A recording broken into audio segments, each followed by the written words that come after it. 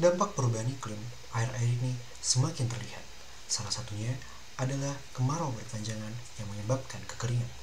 Beberapa daerah di Indonesia sudah merasakan dampak tersebut dan mulai mengalami kekurangan pasokan air. Pertanian menjadi sektor yang terdapat cukup parah akibat kondisi ini, karena air merupakan kebutuhan utama agar sektor ini terus berjalan. Berangkat dari kerasan tersebut, kami merancang sebuah prototipe alat yang kami beri nama Precision Drip Water Irrigation System. Alat ini dapat memantau penggunaan air pada tanaman dan memperhatikan kelembapan tanahnya. Alat ini juga menggunakan teknologi Internet of Things yang memungkinkan pengguna melakukan pemantauan dari jarak jauh lewat sebuah website. Alat ini menggunakan ESP32 dengan protokol komunikasi LoRaWAN yang mampu mentransmisikan data hingga 3 km jauhnya. Kami menggunakan dua jenis sensor. Pertama adalah sensor kelembapan tanah yang dapat mengetahui kelembapan dari tanah. Kedua adalah sensor debit air yang dapat mengetahui jumlah air yang telah digunakan. Untuk memantau itu semua, kami telah menyiapkan sebuah website yang dibangun khusus untuk alat ini.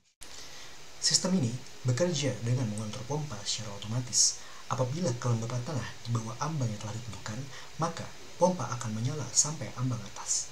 Dan selama periode menyala tersebut, sensor debit air akan membaca jumlah air yang telah digunakan. Data kelembapan tanah, jumlah air yang dikeluarkan, dan status pompa akan dikirimkan menggunakan protokol LoRaWAN ke platform Antares yang kemudian akan diteruskan ke website kami menggunakan WebSocket. Kemudian, untuk penggunaan website kami cukup mudah. Pertama, pengguna login dengan akun yang telah dibuat di database Firebase. Kedua, pengguna mengisi keterangan jenis dan jumlah tanaman. Langkah ini hanya dilakukan saat pertama kali masuk. Setelah itu, pengguna sudah dapat menggunakan website dengan tampilan sebagai berikut.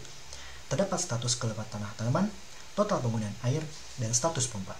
Selain itu, terdapat juga perhitungan kebutuhan air berdasarkan formulasi yang telah kami rancang dengan menggunakan data suhu dan radiasi ekstraterestrial yang didapat dari pihak ketiga, yaitu Soilcast dan Visual Crossing. Untuk spesifikasi luaran dari alat ini sudah memenuhi acuan standar yang ditetapkan seperti yang dilihat pada tabel berikut. Dan kita telah sampai pada penghujung pembahasan tentang prototipe ini. Prototipe dari alat otomasi irigasi berbasis Internet of Things yang telah dibuat telah bekerja sesuai dengan spesifikasi yang diinginkan. Pada kondisi air yang terbatas atau saat kekeringan, alat ini dapat digunakan untuk melakukan efisiensi penggunaan air dan memperhatikan kelembapan tanah dari tanaman. Selain itu, alat ini juga dapat digunakan untuk mendukung sektor agrikultur agar mengarah kepada pendekatan yang lebih presisi dengan tujuan untuk meningkatkan produktivitas pada sektor ini. Sekian dan terima kasih.